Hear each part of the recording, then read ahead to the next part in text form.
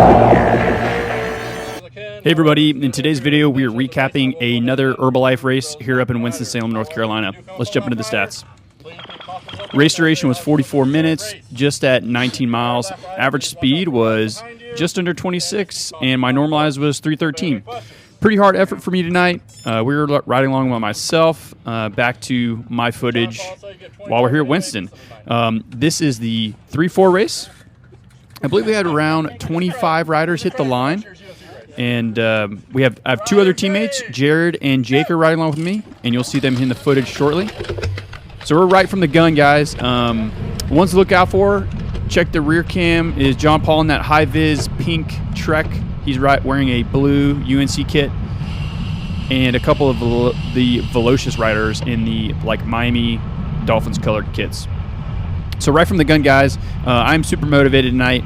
Going to be super transparent. I really only came up here for a win. I had been collecting my Cat 2 upgrade points for the last calendar year, and had successfully gotten those voluntary upgrade points, and my goal was to come here, win, submit my upgrade, and move on. So that's kind of my goal for this race. My teammates know that is my goal as well, and since there is a 4-5 race just before this one, my goal is to really start the race pretty fast. I know this course you really need to get up to 35 miles an hour on all the flats to start stretching out the field. And if you check the rear cam, we already have good separation. There's about 6 of us right here. We have 2 Velocious riders. We have John Paul from the UNC. We have this red and black kit, a Cycle Dior rider. And right now I'm flicking my elbow through. I just did a full lap on the front, and the only one that's going to come through is the female Velocious rider. And I turn around and everybody's like, hey, let's go. We have a huge gap. Let's stay on the power. And everyone is already kind of looking around and behind them. I'm just trying to figure out what's going on. We're skipping ahead just a few minutes in now, just at 3 minutes in. And you can see people just are looking back. They're just expecting the group to be on us at any second now. And I'm just guys, just keep pedaling. I have a teammate, Jared, who made the break with me right here. He's up on the front now doing a pull. I'm having to close this gap down because people are just looking around and over their shoulders. I think people are just really worried were unsure that anything was going to stick early on in this race. I'm glad I have a teammate in here with me. He is on the same page as me. He wants to keep it fast. Well, as soon as it slows down on this uphill going to the start-finish line, I check over my shoulder. I know the group is kind of closing in on us, and I launch another counter-attack onto this small breakaway group. I'm super motivated to do a breakaway and to hopefully secure a podium spot for this race. Keep it really fast, coming through the left-hand off-camber turn, a super fun turn. The concrete is so sticky, makes it really easy to rip that corner. Do my pull through that section, flick my elbow through, and again, people are just kind of soft pedaling right here. And I'm man, what is going on? So I was getting pretty frustrated early on in this race, and I realized right here, I was I guess I'm just gonna have to do it myself. My teammate will come through eventually, and we'll try and keep it fast. So I know, again, you want to keep it 30 miles an hour on this course. All right. Well, unfortunately, just moments later, the peloton had stopped or had caught us because there was just too much, wasn't enough participation in the breakaway. So we're pushing ahead 7 minutes in, and I had rested just for a few minutes. You can see John Paul right here on the right, talking to his teammates on the sideline, picking his nose. And I kind of do a little sneaky attack on him. He is super fast, so he catches my wheel right away. And I'm okay, cool. I know he's really strong. He is a Cat 1 cyclocross rider. I believe he's Cat 1. But also know he's been super strong here lately. And I'm dude, perfect. I have another big move, and I have a strong rider with me, and we're gonna do a breakaway. So I put a lot into this effort coming up this uphill, and I start flicking my elbow through, and John Paul isn't coming through. And he tells me he's not interested in a breakaway today, and I'm just crushed, dude. I'm so sad that he's not interested. I end up talking to him a little bit there. You might be able to hear it in the audio, but he tells me that he's not interested in a breakaway. I kind of ask him straight up, are you trying to get your teammates some points or into this field sprint? And he without saying yes, he said yes. Well, I let off the throttle and the group catches us. So everything's reset right here. Just a few minutes later, all the way in the front, teammate Jared goes on attack. Who's on his wheel? John Paul. We're going to be saying his name a lot tonight. He is covering moves for his teammate, making sure everything stays together. Luckily, Jared goes away for a good half lap right here, and it allows me some time to recover and to defend. You can see Jake, our teammate, is moving up to right into the front of the peloton to disrupt. And so far, the plan is going really well. The only thing that hasn't gone to fruition is like an early breakaway to eliminate a lot of these other riders. But that's okay. There's plenty of time to make moves happen and to get organized. Well, we quickly absorb Jared, and everything's reset. All right, 14 minutes in, and we've had an attack from another competitor in the group, and you'll see right here as we take this left-hander to the start-finish line, you can see it start getting stretched out right here.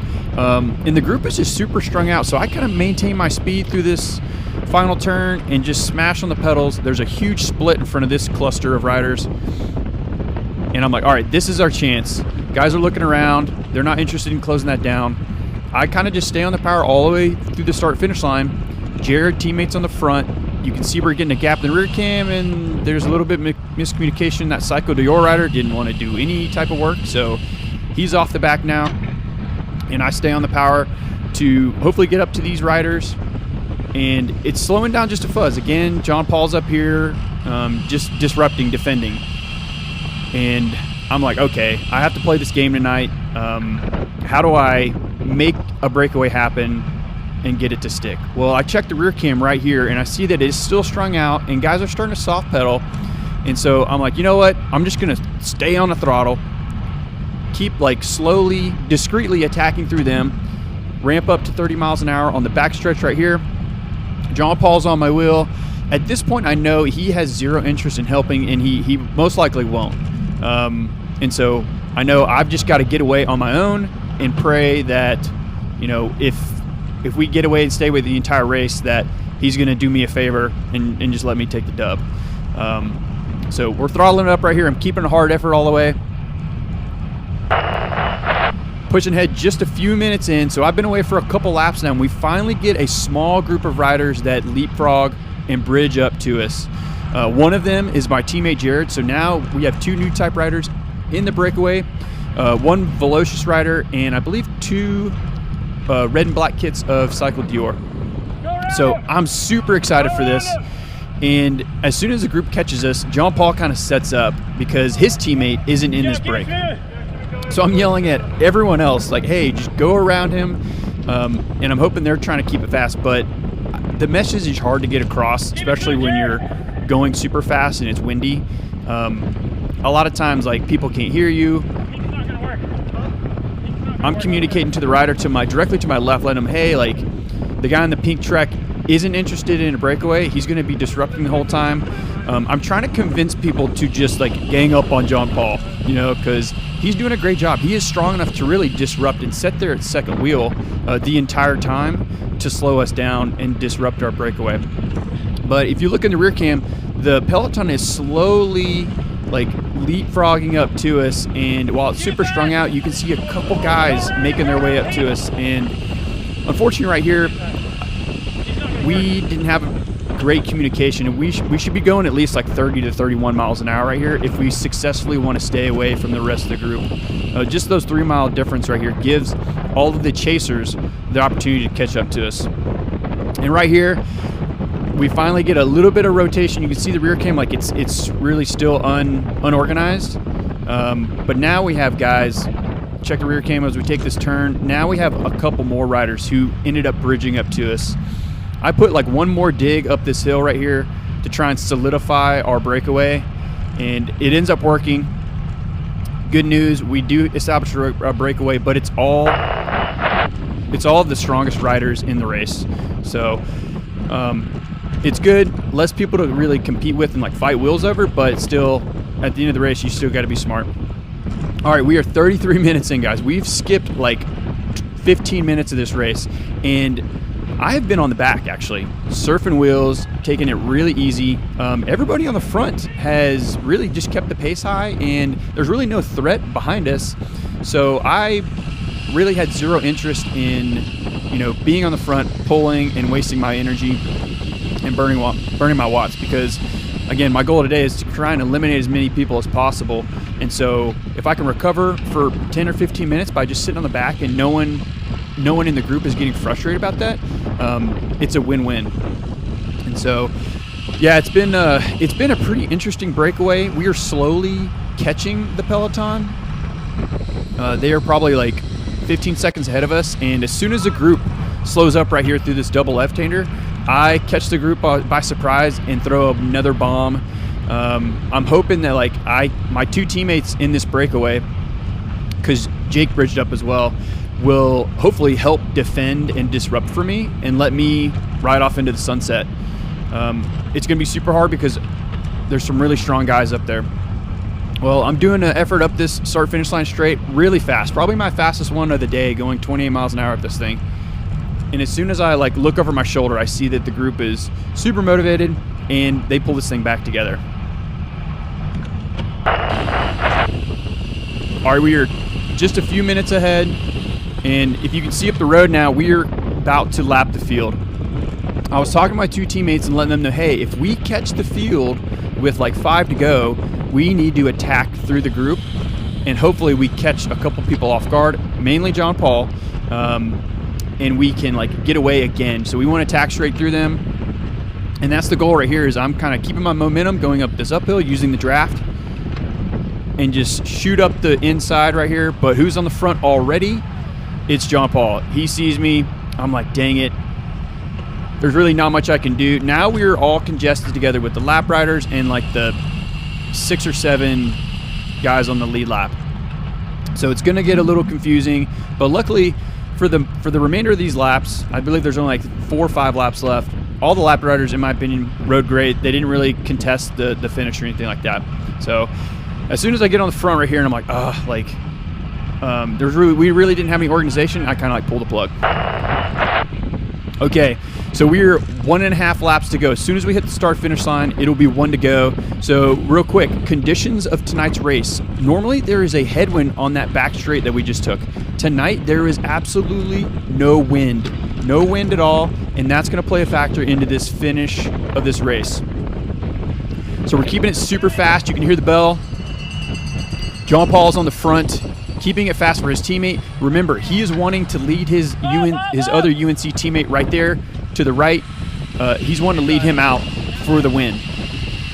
So I do a good job right here. I know I really want to just be in front of his wheel and disrupt his chances of getting a lead out. Now I'm sitting 5th wheel right here.